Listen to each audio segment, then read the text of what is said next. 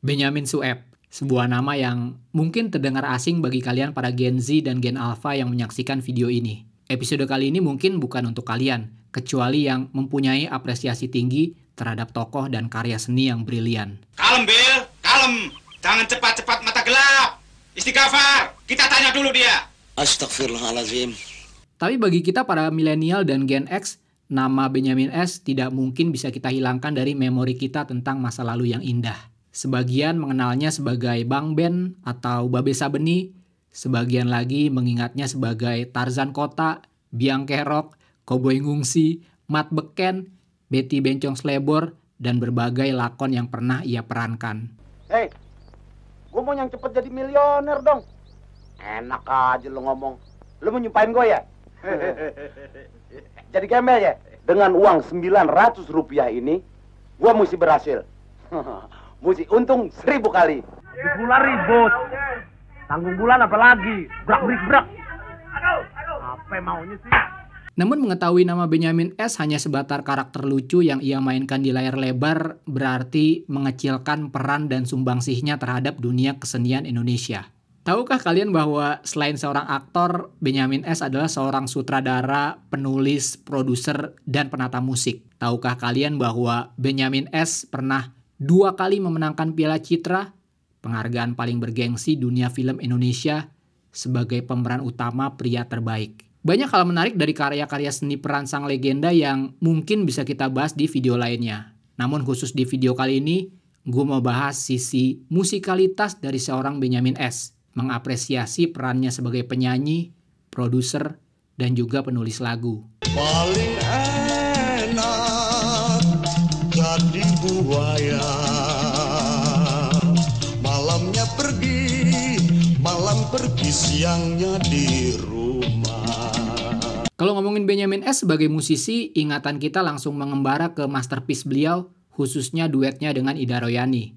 Saya juga memerlukan bantuan seorang teman yang diam-diam mempunyai suara emas. Tepuk tangan untuk Saudari Ida. Karya-karya seperti Ondel-Ondel, Malam Minggu, Hujan Gerimis, sampai Kompor Meleduk. Lagu-lagu populer bernuansa ringan, jenaka, dan memotret keseharian yang sering diputar di event-event bertema budaya Betawi. Tapi gue gak mau bahas lagu-lagu populer tersebut. Gue justru menemukan lagu Benyamin S yang mungkin kurang populer, tapi entah kenapa saat pertama kali denger, gue langsung tertarik dan tertantang untuk membedah lagu ini lebih lanjut. Endut knalpot mampet karburator kotor endutan. Nah, kalau kalian pernah nonton film Benyamin S yang berjudul Biang Kerok, mungkin kalian pernah mendengar lagu ini. Pam. Enak betul naik mobil. Mari kita bahas. Sebagai konteks, film Biang Kerok bercerita tentang Benyamin S yang berperan sebagai Pengki, seorang supir yang bekerja pada sebuah keluarga yang terdiri dari Pak Johan sebagai suami dan kepala keluarga, Norma sebagai istri, dan Mak Uwo sebagai ibu mertua. Mana tuh si Pengki? Nggak tahu, Pak. Pengki! Saya habis cuci mobil. Mobilnya kotor bener. Cuci mobil? Alasan? Lo tahu, kalau gue terlambat pulang ke rumah, bisa perang dunia. Karakter dari Pengki adalah seorang supir yang banyak akal, sering membuat onar, dan mengambil kesempatan dari kisruhnya keluarga Pak Johan. Sekarang lebih baik kita damai saja ya. Nih saya kasih uang 1000 untukmu. Uang kagetnya belum? Uang kaget? Udah modelnya sekarang, pakai uang kaget. Nih saya tambah lagi 500 untuk uang kaget. Sering-sering aja begini. Lumayan kan, buat malam panjang sama si Inah. Istilah Biang Kerok sendiri memang tertuju pada ulah dan tingkah Pengki yang menjalani hari-harinya sebagai seorang supir. Mogoknya besar. Itu saya yang betulin sendiri. Coba kalau ke bengkel, berapa duit? Tapi itu juga belum pas bener. Lihat aja badan saya belepotan. 1000. Mana cukup? Ini first cost. Lu suruh bikin rekening, nanti kantor yang bayar. Pinter-pinter bodoh. Soalnya saya lagi ngimpi sama si Ina, pacar saya. Tahu-tahu nyonya besar datang, ngeludahin muka saya.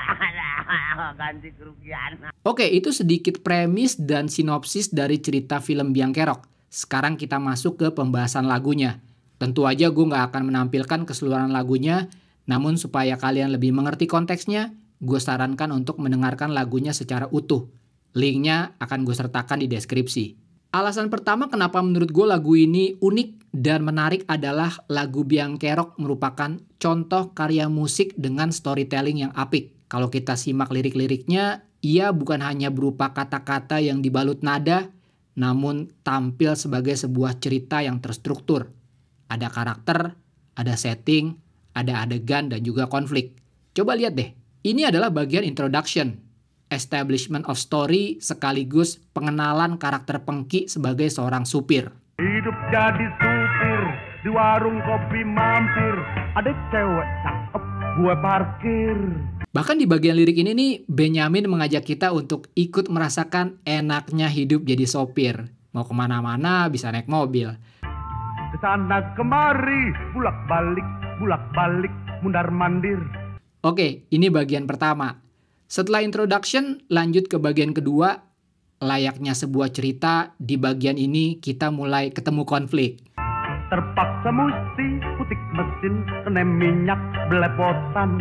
Sebuah problematika yang mungkin sering dialami oleh para supir. Didorong nggak mau jalan, mogok percis pengkolan. Lanjut. Setelah pengenalan problem dan konflik di bagian 2, di bagian 3 kita bisa melihat sebuah resolusi. Aneh beli bensin banyak 4 liter, mobil di starter. Akhirnya problem pun teratasi. Di bagian ini pula kita bisa melihat, atau lebih tepatnya dikenalkan dengan sisi lain dari karakter Pengki, bahwa ternyata ia seorang supir yang banyak akal sekaligus culas. Untung aja ayah nggak kehabisan akal, dongkrak dan kunci saya jual. Di filmnya pun hal ini pula lah yang menyebabkan sering timbulnya konflik antara Pengki dan juga keluarga Pak Johan. Dan format storytelling yang terstruktur seperti ini pun berlanjut hingga bagian akhir lagu, di mana Pengki akhirnya pulang ke rumah dan disambut oleh caci maki sang majikan yang tentu aja tidak dihiraukan oleh sang Biang Kerok. Dengar kuping yang kiri, lolos kuping yang kanan, habis kerja aja terus ngorok. Oke, itu alasan pertama kenapa menurut gue lagu ini brilian banget. Aspek storytelling dan struktur lagu. Lanjut. Alasan kedua yang relate banget dengan bidang pekerjaan gue sebagai copywriter adalah penulisan lagu ini benar-benar jenius dan kreatif banget. Coba lihat beberapa baris lirik berikut ini. Kesana kemari, bulak balik, mundar mandir. 3 bait lirik untuk menyampaikan satu hal yang sama secara repetitif namun dengan kalimat yang berbeda-beda. Sebuah eksplorasi lirik yang patut diacungi jempol. Kemudian lihat bagaimana Benyamin menggunakan rhyming secara proporsional di lirik lagu ini. Hidup jadi supir, di warung kopi mampir, ada cewek cakep, gue parkir. Didorong nggak mau jalan, mogok percis pengkolan, nggak taunya bensin kehabisan. Mobil nggak jadi mogok, hati nggak jadi gondok, mobil apa saya yang Biang Kerok. Porsinya pas, nggak semua bagian lirik dirhymingin, dan secara konsisten cuma ditempatkan di bagian ref aja. Tentu aja kalau kita ngomong tentang lagu-lagu Benyamin, komedi adalah tema utama yang selalu disajikan di hampir seluruh karyanya. Unsur humor yang ringan, komikal, dan sedikit nakal adalah cara Benyamin untuk berekspresi melalui karya musiknya. Bungkusannya apaan? Beginian, Apaan sih isinya? entar aja lu lihat, Buka dong adek lihat. lu lihat pasti melotot. Lirik-lirik lagu yang membangkitkan theater of mind pendengar dan kental dengan elemen of surprise. Kalian mungkin ingat lagu Di Sini Aja, duetnya dengan Ida Royani yang bercerita tentang pasangan yang seolah-olah ingin melakukan sesuatu dan di ending baru di-reveal bahwa mereka ternyata hanya mau membuka timbel dan makan. Di sini aja deh. Oh gak di sana aja. Begitupun di lagu Biang Kerok ini. Coba lihat lirik berikut. Duduk di depan begandengan kayak tuan ame nyonye. Tangan kanan pegang setir, tangan kiri pegang apa? Nggak usah ya, nggak usah tahu. Lirik yang sedikit nakal namun tidak vulgar karena secara bebas membiarkan theater of mind penonton untuk berasumsi sendiri tentang situasi tersebut. Next, lihat beberapa bagian dari lirik ini deh. di mana Benyamin melalui vokalnya mengilustrasikan adegan yang sedang terjadi. Ini nih, menggambarkan mobil yang bermasalah dan sebentar lagi mogok. Endut, knalpot mampet karburator kotor, endutan. Lalu ini nih, ilustrasi mobil yang akhirnya bisa nyala kembali. Mobil di starter.